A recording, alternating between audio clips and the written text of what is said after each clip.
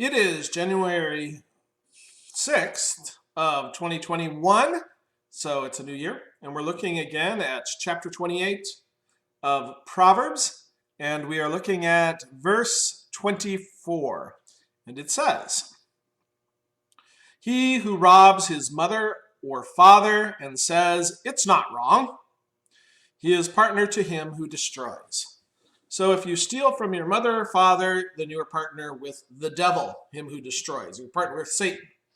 Jesus speaks to this very clearly when he talks about the Pharisees using Corban, which is giving a gift to the temple for the upkeep of the temple, and using that to keep the money away from their parents. You see, you were allowed to dedicate the goods that you owned upon your death to the service of the temple, and use them while you lived, and not then use them for other people, including your aged parents who were sitting destitute in poverty and starving.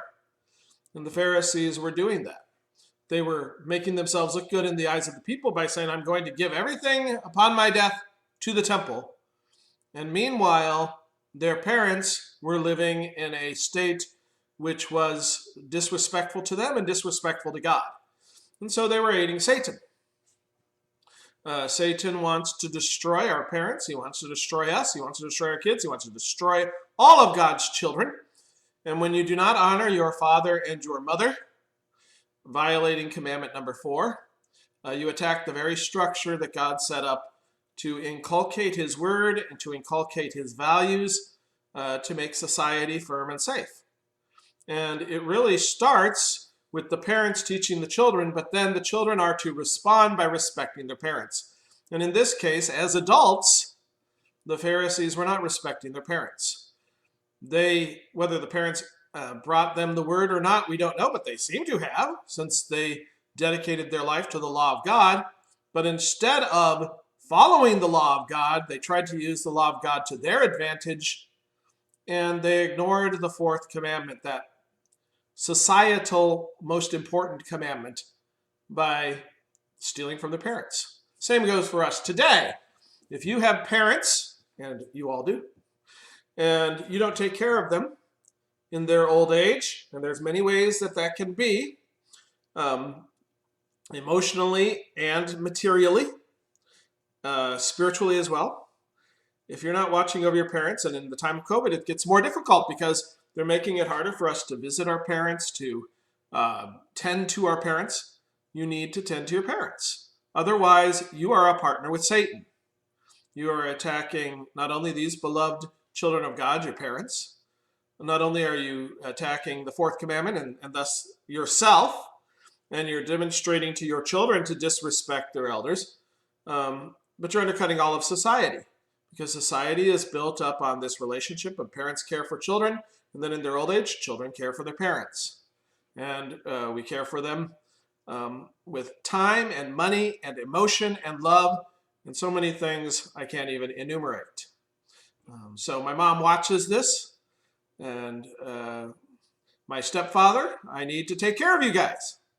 I'm glad I have a sister out there who helps out, but it is essential that we, your children, take care of you. Moving on to the next one, 25. "A greedy man stirs up dissension, but he who trusts in the Lord will prosper." Notice these two are put together. So the one who trusts in the Lord is not greedy. A greedy man is a man who places money ahead of love of other people. And so because he scrabbles after money, because he values it more than he values others and loving others, he causes dissension. It's strife. It all becomes a rat race. Everybody digging and clawing to get the best they can get, the most they can get, right? He who has the most wins. Well, greed causes these problems. It doesn't help society, and it doesn't help you have a peaceful life. But if you trust in God, that God provides for your needs and your wants, and then you follow in his principles, which allow those needs and wants to gradually and steadily grow. Sin occasionally doesn't allow that, but if we don't, in a normal situation, you follow the principles and your wealth steadily grows and you get more and more stability. We know that God helps you through the times of crisis and trial, and he uses those for good. So you have Job, who through most of his life had a steady and beautiful growth, very high growth actually.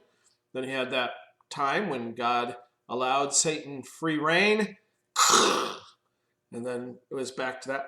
Anyway, you don't cause dissension. You, in fact, have peace. You have an ability to be good with your neighbors, and everybody benefits and prospers when you seek out their good and they seek out your good. When we love our neighbor as ourselves and they love us as their neighbor. Moving on. 26. He who trusts in himself is a fool, but he who walks in wisdom is kept safe. I'm reminded of the saying that a doctor who doctors himself is a fool, but he who trusts in himself is a fool. So my reason and my heart, these are what I should follow. Well, that's foolish. That leads to death. Our heart has been corrupted by sin. Our reason is limited to what we can know and corrupted by sin. God's wisdom and God's truth, that's beyond us. And that leads to actual truth and actual life. And so if you trust in yourself, then you're not trusting in God is the point here. If you trust in God, if you follow wisdom, then life results. And it's a beautiful life that grows and love that grows. So that keeps you safe.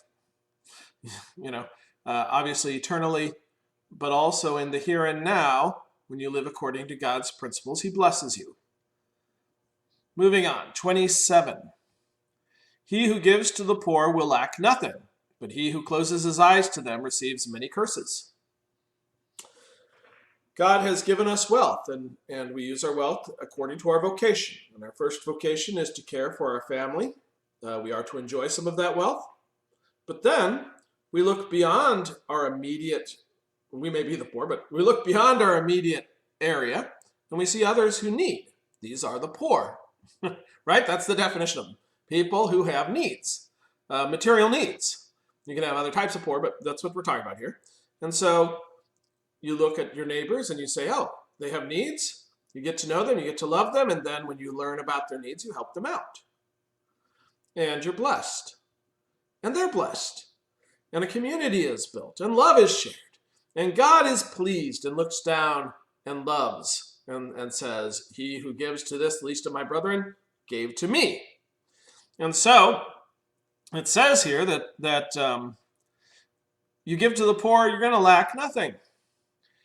Not just materially, you'll have enough to eat. You'll have enough clothes. You'll have enough house. God's going to take care of the material things. He takes care of the flowers. He takes care of the birds. He'll take care of people. But you'll also have love and companionship and community. You'll have people there when there's trouble to help you out. When you are lacking food, people are going to come in and help you. That's how this works. And then finally, God is going to take you to rest with him, and you will literally, forever, lack nothing. Let's close there, and we'll continue on in the next video.